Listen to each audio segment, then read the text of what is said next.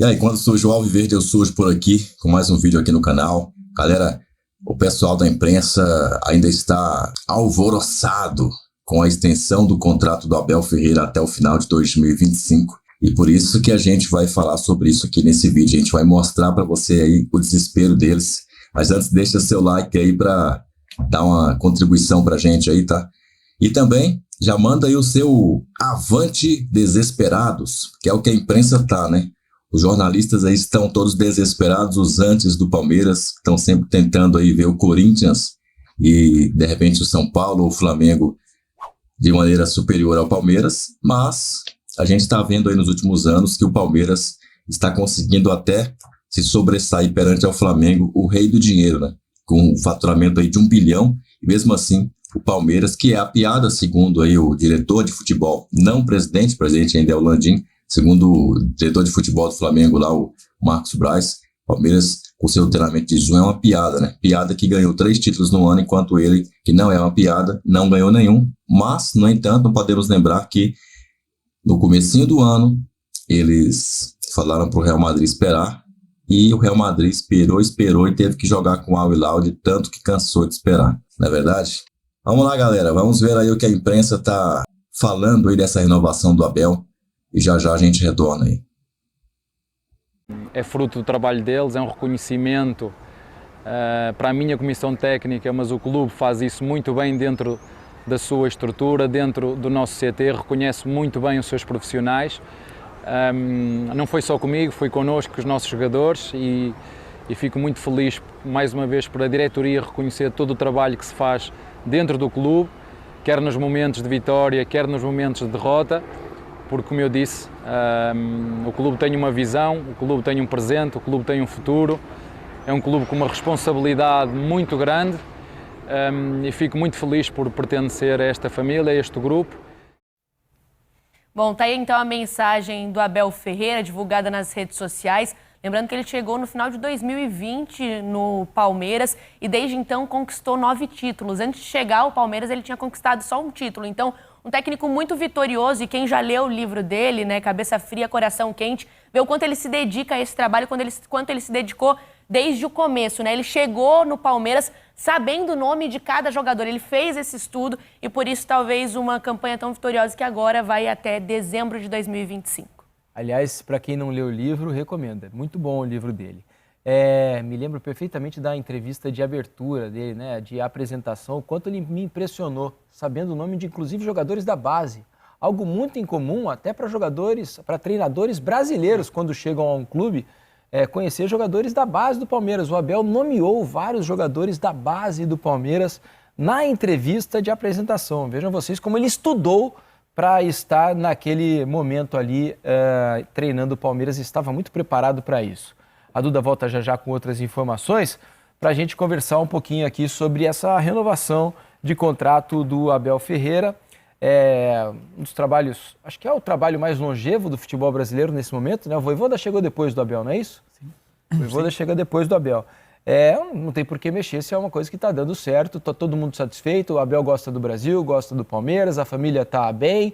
Ele é um cara adorado pelo torcedor do Palmeiras, já está na galeria dos maiores ídolos da história do Palmeiras. Não tem por que mexer, né, Mansur? Não tem. 2025 tem um Mundial aí, como pode ser que é um ponto importante também dessa caminhada, embora no mundo real as possibilidades sul-americanas desse novo formato sejam menores, mas enfim. O que é muito legal de ver é o seguinte, existe uma pergunta no futebol brasileiro que, em geral, a gente não consegue responder, sobre a grande maioria dos treinadores do Brasil. Como esse treinador dá a volta numa situação de crise? Porque nenhum deles dá a volta, eles são demitidos antes. Com o Abel, como ele ganhou, e aí é preciso também fazer algumas ponderações, né? O Abel, ele ganha antes de desenvolver o seu trabalho na plenitude, né? Muito cedo ele consegue as conquistas, ganha uma Libertadores, ele ganha uma Copa do Brasil com poucos meses de Palmeiras, isso permite encorpar o trabalho e aí toda a competência da comissão técnica faz com que ele vá formando, consolidando esse trabalho de maneira total. O fato é que com o Abel a gente viu, por exemplo, a temporada passada. Quando o Botafogo colocou na mesa o campeonato de volta, quem tinha mais recursos para aproveitar e pegar esse campeonato e botar embaixo do braço era quem tinha o conhecimento mais pleno do seu elenco e mais ferramentas desenvolvidas para dar a volta numa situação que não era boa, porque o Palmeiras não tinha grandes atuações naquele ano, e sacar da cartola uma nova maneira de jogar para aquela reta final. Por quê? Porque tinha muito mais conhecimento do ambiente, do contexto em que se colocava. Não era fácil o momento, né, Mansur? Porque ele aqui acabara de perder o Dudu, seu principal jogador machucado, e teve um momento de incertezas ali, de dificuldades para adaptar um jogador àquela posição, até ele encontrar o time novamente. Ele encontrar o time. Provavelmente um outro... De todos os concorrentes, só ele tinha essa longevidade, como só ele tem essa longevidade no futebol brasileiro agora. Então,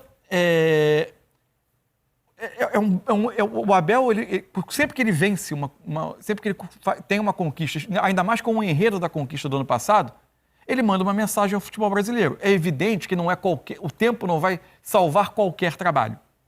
Não é qualquer trabalho que com o tempo vai dar frutos. Simplesmente. Mas a competência aliada ao tempo, o tempo permite a gente... Eu vou dar outro exemplo, Isso. O tempo permite a gente, basicamente, parar de comparar estatística, que é o que a gente faz no futebol brasileiro. O tempo permite a gente separar o joio do trigo. Quem tem e quem não tem trabalho para mostrar. Das condições de trabalho, você vai com o tempo separar quem tem ou quem não tem trabalho. É isso aí. Hoje quem também mostrou o trabalho foi a presidente do Palmeiras, a Leila Pereira, deu uma entrevista coletiva só para jornalistas mulheres. E ela explicou o motivo de ter feito isso. Vamos acompanhar. É um prazer imenso estar aqui com vocês, nesse dia que eu posso dizer, sem sombra de dúvida, eu acho que para nós mulheres é histórico, porque eu não conheço, não há nenhum caso no mundo de uma entrevista coletiva termos convidadas, né? Somente mulheres. E quando nós tivemos essa ideia, nós divulgamos e, por incrível que pareça, eu vi muitas, nem críticas, mas perguntas de homens. Por que só mulheres? É o que eu digo para esses homens. Não sejam histéricos. Não é isso que falam da gente quando a gente reclama? Quando a gente precisa ser ouvida, não falam que nós somos histéricas? Não, nós não somos histéricas.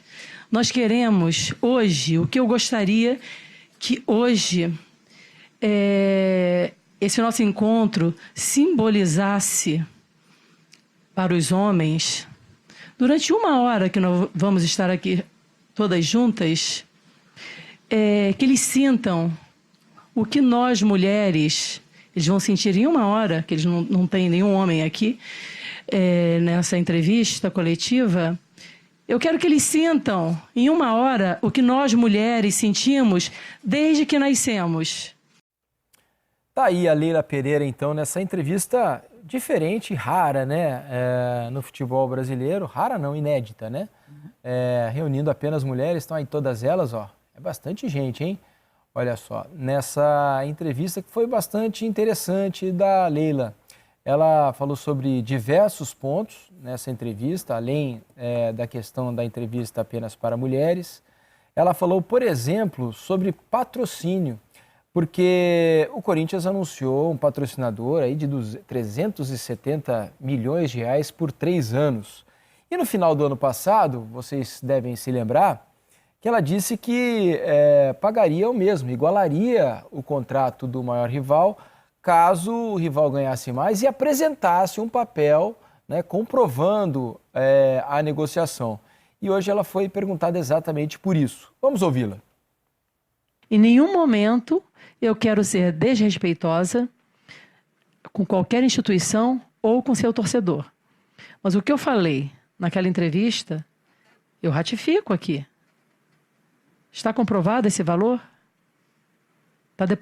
Depositam os valores na conta? Então, porque é complicado isso, sabe? Eu estou falando de fatos, tá? Não quero falar de instituições. Vou voltar a dizer o que eu já tinha dito anteriormente. Muitas vezes aparecem empresas aqui no Palmeiras querendo patrocinar o Palmeiras, oferecendo valores que quando o Palmeiras, que eu peço para o Palmeiras fazer uma verificação nas empresas, essas empresas não têm capacidade econômica para arcar com aqueles valores que estão no contrato. Eu não vou assinar um contrato, gente, eu não vou assinar um contrato para ficar bonito para o torcedor e para a imprensa, para ficar mostrando aqui, olha quanto o Palmeiras assinou. A nossa rivalidade, a nossa briga que eu digo é a briga do bem, tá? É em campo. As coisas estão sendo distorcidas, gente. Eu não vou entrar nessa pilha, sabe? Não vou. O Palmeiras, ele vai continuar protagonista e vitorioso dentro de campo. Essa é minha responsabilidade. Porque senão, daqui a pouco, como esses clubes não ganham nada em campo, olha, não, mas eu tenho um patrocinador maior. Que isso? O que me interessa é o resultado em campo. Pois é. É que ela entrou numa situação delicada, né? Lá atrás, quando ela deu a entrevista dizendo que igualaria a proposta do Corinthians, caso o Corinthians encontrasse um patrocinador que pagasse mais do que a Crefisa paga ao Palmeiras, ela disse que igualaria a proposta.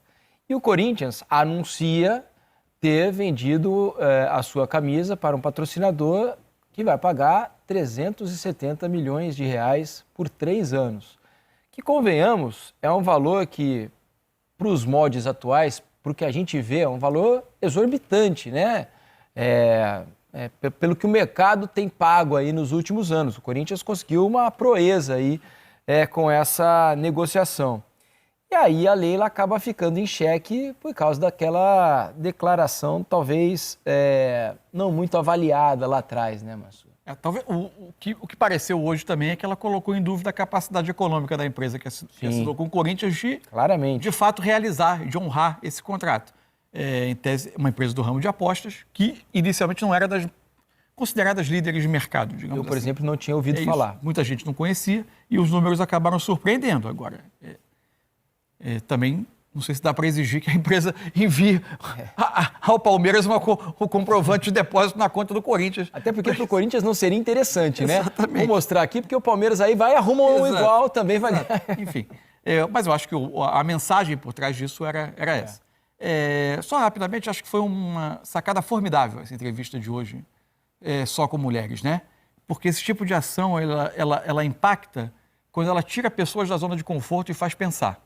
Certamente ela fez muitos homens se sentirem estranhos hoje, diante da possibilidade de ter uma entrevista com a presidente de um grande clube brasileiro e eles não podiam permanecer. Eles passaram pelo que as mulheres passaram por muito tempo, porque a mensagem que o futebol durante décadas transmitiu é de que aquele ambiente não era lugar de mulheres. A gente evoluiu nesse sentido, tem caminho para percorrer, mas nesse sentido já evoluímos. Mas esse tipo de mensagem, ela tem alcance quando ele gera esse tipo de imagem que a gente está vendo aí e quando provoca reflexão. Porque foi muito curioso ouvir homem falando em segregação, né? Porque fui segregado, porque não pude participar da entrevista. Segregação foi o que as mulheres viveram no futebol há muito tempo. Eu, que sou mais velho que todo mundo aqui no estúdio, e não falo disso como se fosse uma vantagem, ao contrário... Mais experiente. Eu vivi tempo em que a gente entrava após o jogo dentro do vestiário para fazer entrevista. Peguei isso também. Isso era extremamente constrangedor. Isso já era o primeiro elemento que praticamente inibia a presença da mulher na atividade do jornalismo esportivo. E, em alguns momentos, era comum ver e perceber atletas que se exibiam nus propositalmente para causar constrangimento, deliberadamente. Então, não era um ambiente acolhedor, era um ambiente hostil para a mulher. A gente, aos poucos, vai avançando. Tudo que vai gerar essa reflexão, eu concordo contigo e o termo, eu estava pensando a mesma coisa. Reflexão para o nosso crescimento educacional, socioeducacional, socioemocional, tudo que for. Ela não foi desrespeitosa. E outra coisa, os homens hoje, eu acredito que não conseguiram ainda sentir o que as mulheres sentiram, porque sempre foram dominantes. Né? Hoje é uma situação que fala, caraca, eu só perdi o que... Cara, o mundo está evoluindo e a gente tem que ver mesmo, a gente tem que pensar dentro de um respeito. Essas câmeras que estão nos filmando e aquilo que a gente está podendo falar como ela fez hoje, eu acho que faz uma parte importante. Lógico que não só isso, mas a parte nossa a gente tem que fazer. Uma boa mensagem ela tem que ser passada e sempre que possa ser refletido. Sobre até a questão das empresas, Se ela coloca de algo ou não, eu concordo com o Felipe, que de repente lá atrás, para ela se defender, ela usou o termo do tipo, me mostra que eu pago também.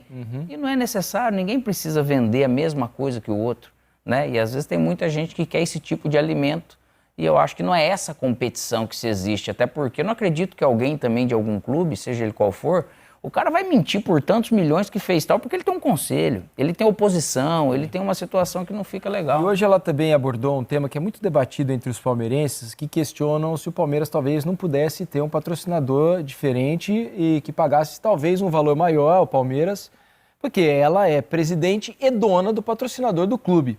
E ela, numa parte da entrevista, disse o seguinte, que o fornecedor de material esportivo do clube exige que em um período certo do ano o Palmeiras já informe quem é o patrocinador para que os uniformes comecem a ser confeccionados. E ela disse que vai abrir, né, uma espécie de licitação no Palmeiras e que as empresas podem fazer as suas propostas e que ela vai encaminhar ao COF, que é o Comitê de Orientação Fiscal do Palmeiras, para que o COF, e não ela pessoalmente, na pessoa física, o COF escolha qual for a melhor proposta. Se a proposta da empresa dela for a melhor, paciência, estamos conversados, tudo bem. Se houver outras propostas maiores e mais vantajosas para o Palmeiras, o que o COF definir estará decidido. Você vê algum problema nisso, Manso? Não é problema, eu vejo conflito de interesse. Não é por mais que isso seja tocado, eu não tenho nenhum motivo para achar que a Leila ou que as empresas da Leila vão conduzir esse processo de concorrência pela renovação do patrocínio de uma maneira não republicana, digamos assim, né? De uma maneira desonesta, para usar um termo bem... não tem nenhum motivo. Só que existem funções que, para mim, são incompatíveis. Parte da pressão que a Leila enfrentou por contratações esse ano, parte tem relação com ser uma mulher dirigindo um clube grande. O nível de pressão é maior, porque o ambiente é o que a gente já comentou, o ambiente é machista, e a gente já combinou isso, já comentou sobre isso, mas parte vem porque ela ascende politicamente no clube como uma patrocinadora que praticava valores, então, acima do que o mercado pagaria e que a isso acrescentava contratações de jogadores que, organicamente, o Palmeiras não era capaz de ter. Quando ela se torna presidente, inicia um movimento que é saudável de fazer o clube caminhar com as suas receitas orgânicas. Mas não é muito exigir que o torcedor compreenda que aquele personagem que ascende politicamente como alguém, como um benfeitor do clube, como alguém que colocava quantias expressivas de dinheiro através das suas empresas, uma vez sentando na cadeira de presidente, passa a estancar um pouco o fluxo de receita. Por outro lado, também com os resultados, com o elenco que foi formado, talvez você precise um pouco menos de investimentos agora, porque ela está conseguindo manter. Mas em dado momento a gente mesmo concordou, né, que era curto, né? Sim. É que o desempenho do time talvez nos tenha desmentido. Então, e existe algum conflito de interesse ou alguma incompatibilidade quando o time se desloca num avião que está propagandeando a marca de uma empresa da presidente, quando eventualmente, como alternativa ao Allianz, o time possa usar um estádio que agora é gerido por uma empresa da presidente, e quando vai se fazer uma concorrência para patrocinar um clube que é presidido por uma das candidatas. Por mais que isso seja submetido aos conselheiros, existe uma situação desconfortável. Para mim, existe uma incompatibilidade de funções. É que ainda assim, pensando do outro lado, todas essas ações, no fim das contas, beneficiam os jogadores, beneficiam o Palmeiras. E eventualmente também, né, as empresas da presidente. Eventualmente também, mas há um benefício mútuo, né? É uma questão de mutualismo ali, né? Aí eu concordo que pode ter isso, Mansur, ao mesmo tempo. Só para terminar, se fosse uma coisa que só beneficiasse a empresa, as empresas dela, e os jogadores fossem prejudicados por isso, ou houvesse um prejuízo ao Palmeiras. Se o resultado final fosse um valor menor, uma condição com menos transparência, se for dentro. Lógico que ela vai ter que colocar à disposição, de uma forma mais transparente ainda, né, se fosse possível, por justamente ela estar realmente conflitando de ser a presidente e dona das marcas. Porém, se o resultado final, em vez dela estar pagando lá 80 milhões por ano, fosse 20, aí ia ser pior ainda, porque de repente o risco de ter algo melhor para o Palmeiras e o Palmeiras estaria sendo lesado. Porém, A comunicação sobre isso eu acho que é mais delicada, mas é possível fazer para que não fique nenhuma aresta sobre essa questão, que ela é clara e inerente. Então, é um ótimo reforço, é gigante, é enorme. Parabéns à diretoria, ao Abel, mas o reforço também tem que vir ali em relação a atletas. O palmeirense ficou feliz com a coletiva da presidente ontem? Então, ontem foi um dia muito positivo para a Leila. A Leila termina 2023 em alta por causa de um título, mas foi um ano e uma temporada em que ela foi muito questionada pelo torcedor palmeirense. Muito cobrada, muitos protestos voltados para a diretoria, até blindando o Abel, sua comissão técnica. Então a Leila se sentiu pressionada até mesmo politicamente. Houve uma oposição que se desenhou, que questionou, que cobrou muita coisa. A Leila ainda sai muito pela tangente quando é questionada sobre esse conflito de interesses, de ser patrocinador e presidente. Ontem ela falou sobre a história da camisa, de abrir para concorrência, de mostrar contrato e ser transparente, mas esse contrato não é 100% transparente. Muita gente no Palmeiras, até mesmo no COF, pede esses números e até hoje não foi atendida. A Leila também até dá mais um deslize dela com essa visão estritamente mercantilista do futebol. Não, o estádio, o Allianz Parque não é elitizado. O torcedor que não tem dinheiro para comprar ingresso para o time principal tem que se contentar em assistir a base. É uma ideia estapafúrdia. O ingresso do Palmeiras está caro, pouca gente tem condição de bancar o sócio torcedor e a Leila não admite isso. Mas fora essas questões, as falhas, as contradições que a Leila tem, ontem ela foi muito bem. Primeiro, porque anuncia a renovação com o Abel, um técnico que é ídolo, que é vencedor, então é um grande trunfo político até para Leila tentar uma permanência no poder, sua reeleição. Ela faz essa coletiva aí, convidando apenas profissionais mulheres, e a Leila já deu algumas declarações contraditórias sobre igualdade de gênero, sobre como ela se posiciona como mulher no meio do futebol, mas ela, a partir desse momento em que ela faz um evento valorizando mulheres, mostrando a necessidade de mais representatividade no meio que é muito masculinizado, ela, de certa forma, fortalece a sua imagem como uma mulher presidente, porque ela até ressaltou o exemplo dela em várias reuniões, CBF, Federação Paulista, de Liga, ela é a única mulher. Então, foi um evento importante, impactante. É claro que a Leila pode fazer mais nesse sentido, pode se comprometer, por exemplo, no Palmeiras, nas empresas dela, de contratar mais mulheres, sobretudo em cargo de gestão, mas eu vejo como um primeiro passo interessante. E, além disso, de ter promovido uma coletiva apenas para mulheres, a Leila ainda anunciou a criação de categoria de base feminina. O Palmeiras, um dos poucos times grandes que ainda não tinha categoria de base, cria o time sub-20, então dá mais um passo nesse processo de investimento no futebol feminino. Então ontem a Leila marcou 3 golaços numa tacada só. Renovação do Abel, a coletiva que valorizou a igualdade de gênero e também um anúncio da criação de um time feminino para a base. Então ela soube potencializar muito bem essas notícias positivas depois de um ano de muita cobrança e, de certa forma, eu vejo que ela, politicamente, internamente, até diante do torcedor, a Leila sai fortalecida depois de ontem. Vamos dar uma olhada numa tela com alguns números de técnicos neste século XXI, período em que os técnicos mais ficaram no comando de seus times. E o Abel... Ele é uma expressão que me falhou agora, o avalista. Ele é, como a gente, quando vai alugar um apartamento, precisa de um fiador. Ele é o grande fiador político da Leila no Palmeiras. É a garantia de que o clube vai estar em sintonia com o trabalho que é desenvolvido no futebol. Sem ele, acho que apesar de todo esse trabalho que a Leila fez ontem, de valorizar a imagem dela enquanto dirigente, o peso feminino, tudo isso, sem ele o Palmeiras viraria um caldeirão. Ele, hoje, é a maior figura do Palmeiras. É a melhor relação do clube com a torcida. Eu não estou colocando o externo, estou falando na relação com a torcida do Palmeiras. Ele é o grande ídolo do Palmeiras hoje em dia. E mantê-lo, renovar o contrato dele por mais um ano além do que já havia, é uma cartada de mestra da Leila Pereira, e ela sabe que terá mais 2 anos aí. Aí termina o mandato dela, né? 25, não é isso? Acho que acaba no final desse ano, né? Não, Nesse ano? nesse ano, é 24. Acaba no final desse ano junto com o então contrato ela já garante mais um ano depois. junto com o contrato de patrocínio. Aí são outros 500. Então, pelo menos a tranquilidade para que esse ano seja sem grande questionamento. Sim.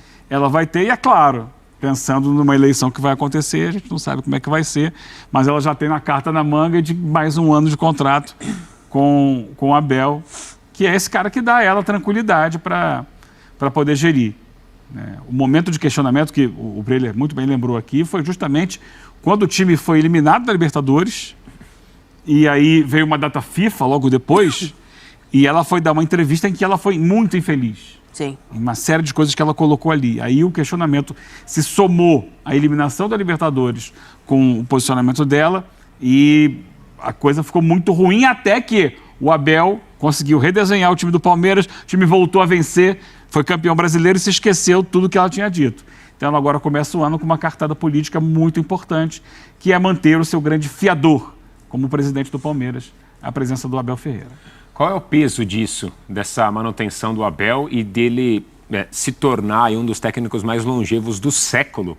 E não só isso, mas ganhando e ganhando títulos, e foram vários nesses últimos anos. Qual é o peso disso, não só para o Palmeiras, para ele, claro, mas também para o futebol brasileiro, hein, Breler? Então, é um peso que transcende o Palmeiras, como você falou, Suman, porque no futebol brasileiro, os clubes têm muita dificuldade em manter técnicos estrangeiros, sobretudo europeus, porque os caras, quando se valorizam, vão bem, acabam tendo mais visibilidade, ampliando o seu leque, e muitos já saíram, como Jorge Jesus do Flamengo, por receberem propostas melhores, e se fosse proposta financeira, o Abel já teria saído do Palmeiras há muito tempo. Ele já recebeu não só sondagens, mas propostas concretas para sair e para ganhar mais do que ganha no Palmeiras. O Palmeiras não só conseguiu valorizá-lo, pagar um bom salário, mas criar uma estrutura para mostrar para ele que um trabalho longevo é possível. Então é uma estrutura em que ele tem voz ativa em contratações, na política do clube, na transição com a base, em que a estrutura física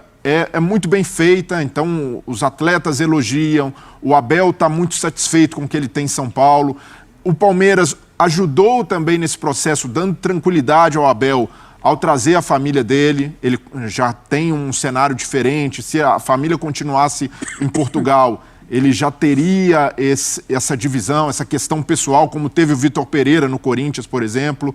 Então o Palmeiras conseguiu se cercar também para fazer com que o ambiente para o Abel fosse positivo para essa permanência. E se ele cumprir esse contrato até 2025, 5 anos de Palmeiras, e até ampliando os recordes que ele tem, as marcas, se tornando o treinador mais vencedor da história do Palmeiras, o Palmeiras vai ter realmente uma era para chamar, para dizer a era, já tem a era Abel Ferreira, mas será algo que vai envolver não só o futebol, mas também a gestão do Palmeiras, que soube manter um grande treinador estrangeiro e valorizá-lo, apresentar recursos e evoluções. O Abel ele cobra o tempo inteiro. A gente viu o Abel vencendo um campeonato brasileiro no ano passado e falando, o gramado aqui não está legal, o gramado do Allianz precisa melhorar. O Fluminense, o Diniz chegou a falar sobre o gramado, tem razão de reclamar. Então, é um cara que se apega a esses detalhes, e o Palmeiras sempre tenta satisfazer suas vontades, porque não é capricho. É um cara que quer vencer e se preocupa com todo detalhe. Um ponto importante para a gente estabelecer uma comparação com outros profissionais que passaram pelo futebol brasileiro. A gente teve muitos profissionais que passaram aqui, por exemplo, o Osório, que agora voltou para o Atlético, para o Brasil, através do Atlético Paranaense. Ele vem para cá, aparece uma proposta, vai embora. De seleção. Rueda vem para cá, aparece uma proposta, vai embora. Até o Bausa, na época, para a seleção, vai embora.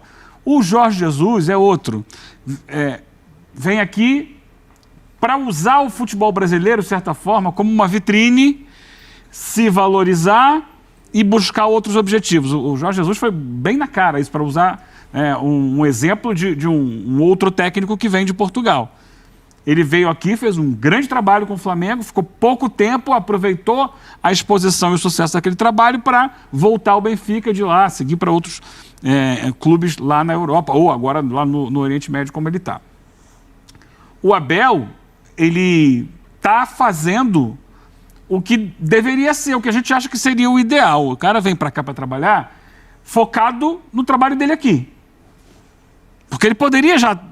Ganhou o primeiro ano, ganhou a Libertadores, já deve ter aparecido alguma proposta dele para ele sair, para seguir para outro lugar. Ele poderia ter ido. Mas não, ele está construindo a carreira dele aqui. Então, se ele ficar até o final desse contrato que ele acaba de renovar, a gente nunca sabe, né? Futebol tem muita dinâmica, mas ele terá já feito uma história de longevidade que é raríssima para os próprios técnicos brasileiros. Então, a grande diferença eu acho que vai estar aí, nessa construção de carreira, é que está claro que ele veio para trabalhar no Palmeiras e não para usar o Palmeiras como um trampolim. Essa é uma enorme virtude. E é por isso que ele entra naquela lista, não só pelo tempo, claro, que ele já vai se colocando aí como uns técnicos mais longevos, também pelo tempo no cargo, mas para se colocar o nome de outros técnicos que fizeram história, Tite, Muricy, Mano, a gente vê ali o nome dos técnicos, Renato Portaluppi, dá para colocar o Abel já pelo que ele vem fazendo e por essa vontade mesmo de querer construir uma carreira aqui. Qual a diferença dele para todos os outros nomes que você disse? Talvez o passaporte. Porque títulos, empilhando títulos. E muitas vezes muitas vezes não, a maioria das vezes com a identidade dele ali, o carimbo dele no trabalho do Palmeiras. Não foi algo ao acaso. Final da Libertadores, que ele muda o Gustavo Scarpa de posição, que ele faz ali algumas alterações táticas, é tudo responsabilidade dele. Assim como erra, quando acontece o erro, como foi na eliminação da Copa do Brasil, da Libertadores, é muito o carimbo dele, o atestado dele de que isso fui eu que fiz. Jogadores não assimilaram, não conseguiram render, e aí é muito em função das opções táticas que ele fez. Então, eu não vejo ele diferente de nenhum dos nomes que você colocou ali. E aí, Breiner?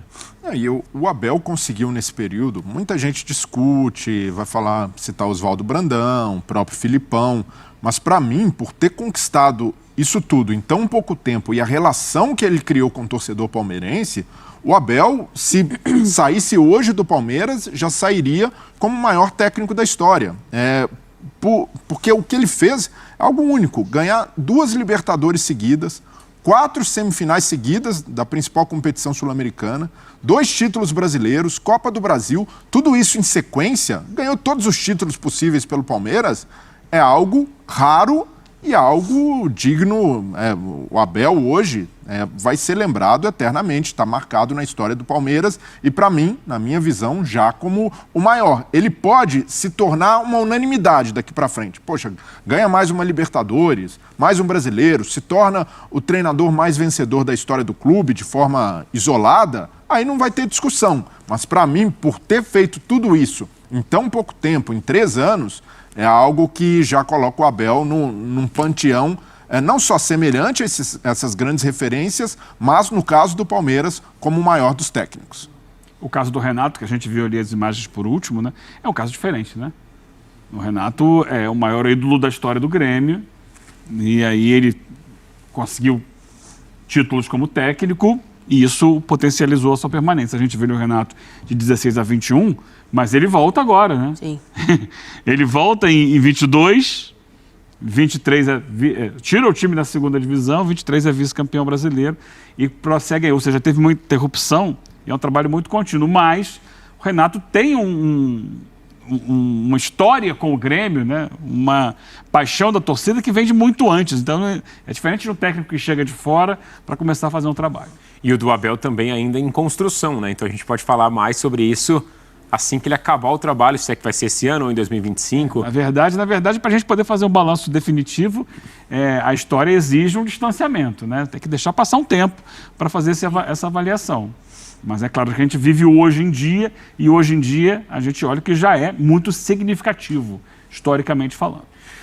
Vamos falar um pouquinho sobre o time do Palmeiras, porque a gente tem uma tela com prováveis escalações, ou como o Abel treinou o time nesses treinos agora. Foram 2 jogos treinos ontem, o Abel voltou a comandar o time na segunda-feira, voltou de férias, aquele negócio todo. Eu quero saber dos nossos técnicos aqui, ó, Eugênio, Breiner e Natália. Time titular do Verde, tá? No jogo treino mais recente. O Everton no gol.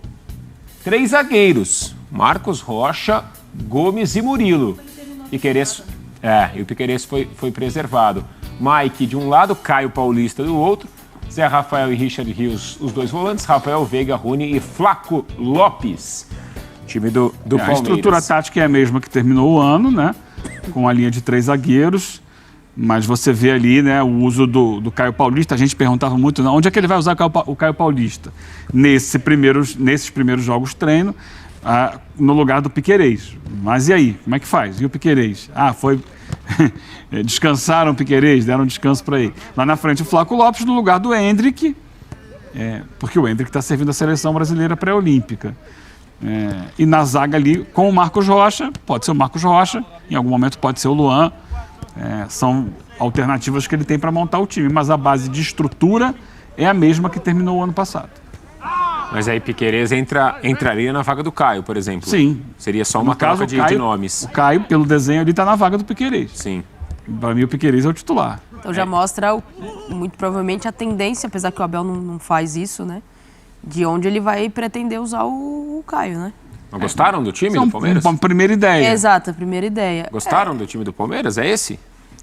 Então o Dudu ainda vai levar mais tempo para se recuperar, mas tem o Endrick na seleção. Voltar, tem Endrick, mas ele ganha muita possibilidade de variação com essas contratações. Tem Aníbal Moreno, que chegando pode também ser um cara ali para liberar um pouco mais o Zé Rafael, preencher uma lacuna desde a saída do Danilo, desse primeiro volante mais marcador, que foi a figura que o Zé Rafael acabou assumindo. Com o Bruno Rodrigues, ele ganha também mais uma opção para não ter sempre o reserva preferido dele na última temporada. Acabou sendo o Breno Lopes, que ganhou mais espaço, mas ganha uma opção diferente com o Bruno Rodrigues. O Caio Paulista pode ser um cara para jogar até mesmo com o Piquerez. Piquerez preservando mais, aí ele desfaz esse esquema com os 3 zagueiros, faz uma linha de 4, Piquerez e Caio Paulista atuando mais como ponta. Então ele tem possibilidades de variação interessantes, mas como a Natália falou, não pode também acreditar que está tudo certo, o elenco está montado, fechado, porque o Endrick sai, o Flaco Lopes ainda não se afirmou, embora tenha dado alguns recados interessantes na reta final da temporada passada, mas o Palmeiras precisa ficar de olho em reforços. O Rony é um jogador que precisa ser recuperado, tem condições para isso, mas eu vejo que o Palmeiras ainda pode ser cirúrgico no mercado e tentar algumas contratações pontuais para dar mais profundidade para esse elenco, que é bom, mas ainda pode oferecer ao Abel um pouco mais de argumentos, principalmente nessa reposição de banco. É bom, mas pode ficar melhor, né? Sempre pode. Sempre pode. Vão ter que aguentar, vão ter que aturar o Abel Ferreira por mais, pelo menos, 24 meses, né? Mais 2 anos aí de Portuga comandando o maior do Brasil. E o Portuga chegou, faturou-lhe seus títulos. Eu já pedi até as contas de quantas finais o Abel Ferreira conseguiu disputar desde que chegou ao Palmeiras.